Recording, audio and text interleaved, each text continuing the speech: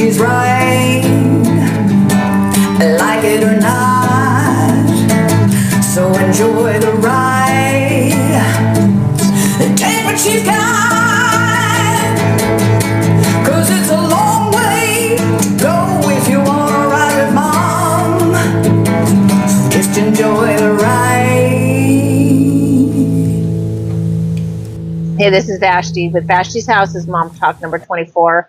When I was a new mom, I was absolutely overwhelmed. I did not have a lot of internal reserve. I lived my life up to the point of even getting married and having kids in a constant questioning of, am I doing this right? Am I good enough? And feeling like I was genuinely and generally lacking in skills. I lacked confidence. I lacked the internal capacity or knowledge or understanding. I wasn't even connected to my frontal cortex for complex reasoning.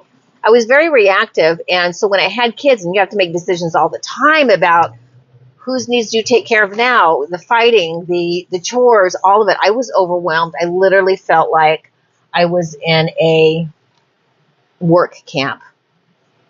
And it's just constant work, constant work.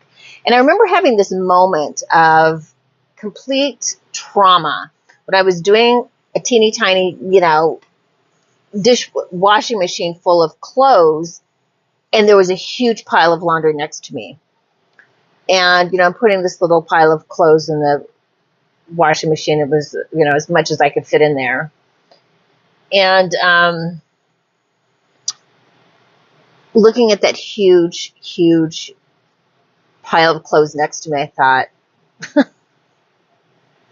what is the point? This is never going to be done. And I literally had this moment of complete and utter depression and despair, thinking, this is the rest of my life. At no point are my chores or the things that I need to do going to be done.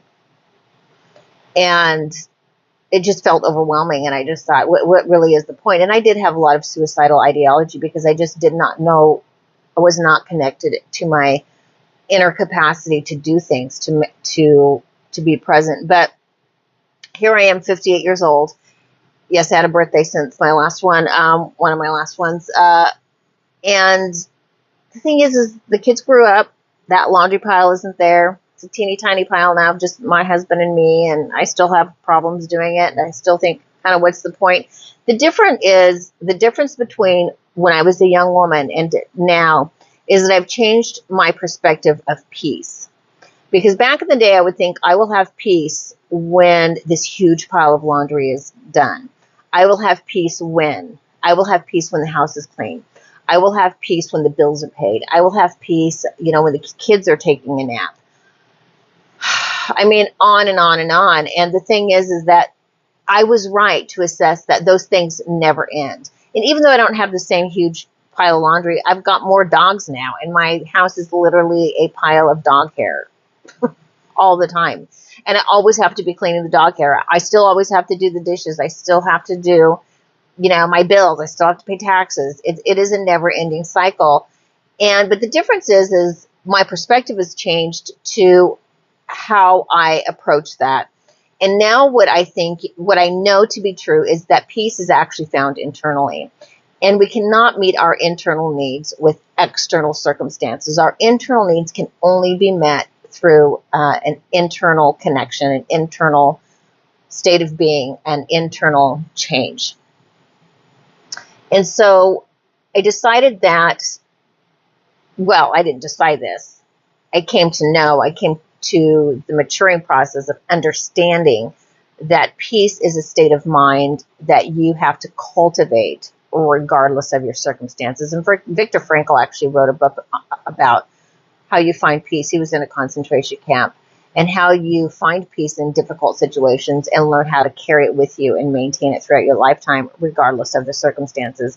And one of the ways that I learned to find peace, internal peace, while we have to do the hard things, which we will have to do for the rest of our lives, is cultivating things that bring us peace.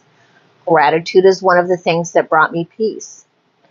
Beautiful things, actually looking at pretty things, is something that brought me personally peace. And so I would cultivate that. I would look at even the beauty of a little dress that my daughter had while I was doing laundry, or maybe there was something cute that I put in the laundry room as decoration. I would focus on that. Um, Gratitude for me really made a big difference, looking at pretty things, and then also finding peace in connecting to my big purpose. That all of the chores, all of the laundry, all of the cleaning, even now with all the dog hair, is because I'm choosing and I want to love the people around me. It's a way of fulfilling my life purpose by caring for and loving the people around me, or the dogs around me, and connecting to that all of these things are part of my purpose, and that would bring me an internal sense of peace and even joy, actually, in doing these hard things.